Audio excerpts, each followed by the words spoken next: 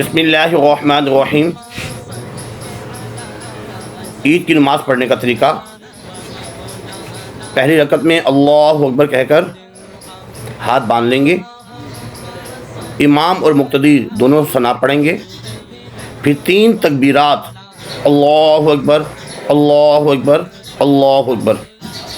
اس کے بعد امام صاحب سورۃ فاتحہ پڑھیں گے، سورت پڑھیں گے اور رکوع سجود کر کے دوسری رکعت کے لیے کھڑے ہو جائیں گے۔ دوسری رکعت امام صاحب بلند آواز سے سورۃ فاتحہ اور سورت پڑھیں گے۔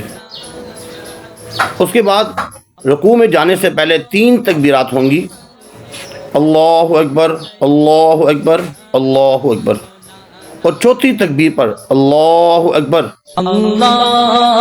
رکوع میں چل جائیں گے اور رکوع سجدہ تحیات سلام کے بعد امام صاحب خطبہ دیں گے۔